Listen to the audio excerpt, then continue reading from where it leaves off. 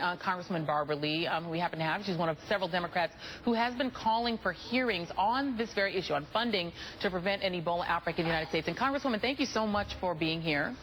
My pleasure. Happy to be with you. Thank you. And so the Wall Street Journal, Congresswoman, has pushed back on the idea that the problem we face is too little money. Obviously, there are very few cases now, but if there were to be a public health crisis, this is what they say. A lot of the CDC's funding arrives outside of the normal budget process, with Congress making emergency and supplemental appropriations as the need arises, as with Ebola. The Affordable Care Act's Prevention and Public Health Fund has also supplanted dollars that used to be distributed through regular order. Congressman, we also know that that fund, the Public Health Fund, was also cut in the sequester. So is this an issue where it's a red herring Democrats are throwing, where there's plenty of money for the CDC, NIH, et cetera, to do what they need to do?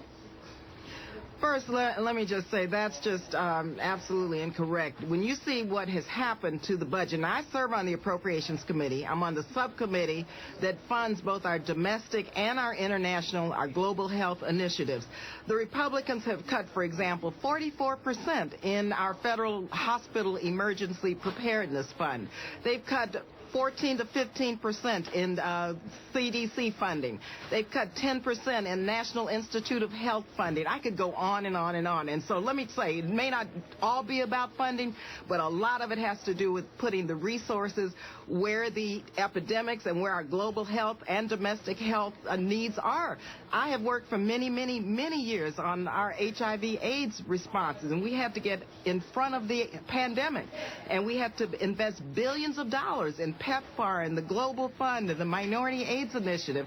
And so you have to invest tax dollars into the types of responses that are going to really meet the great challenges of global health, and that's just a fact. And Joan, you know, this is a very pressing issue as the United States is sending members of our military to West Africa to try to meet the virus, because that is where the spread is. I mean, I think we've just updated the death toll in West Africa to over 4,033 people have died. And we've had experts on this program who said what you need is to get, you know, Western health and medicine in there. You need to get people.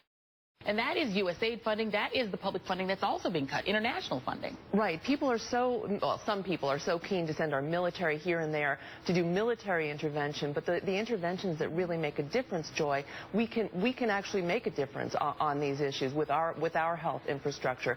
But, you know, that's being cut back. Now, you know, Senator Vitter has questioned the new appropriation for Ebola because it spends too much money on Africa, as though there's any other place that, you know, that is more important in containing this. So there's a level of xenophobia. It's always easy to bash foreign aid. It's always easy to say close our borders and let's not let people in, when that's the exact wrong response to this. We have to reach out.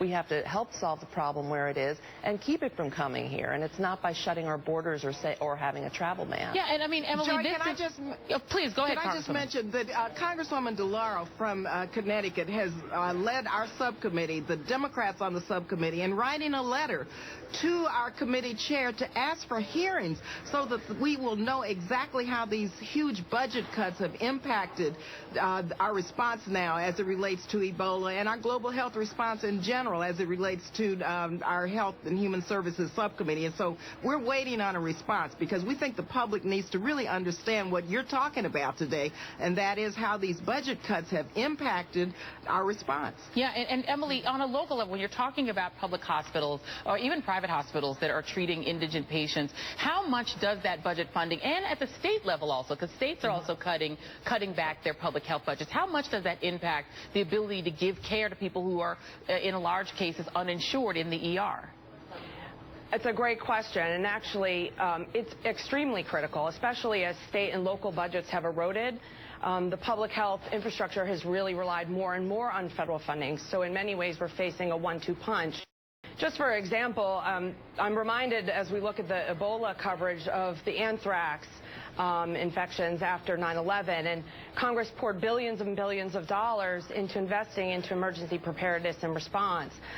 Since that time, those investments have dwindled. In fact, they've been cut by over 1/3. What that means on the ground for public health workers who are trying to respond is in a place like Southwest Utah Department of Health, their workforce to respond to public health disasters has been cut by more than half.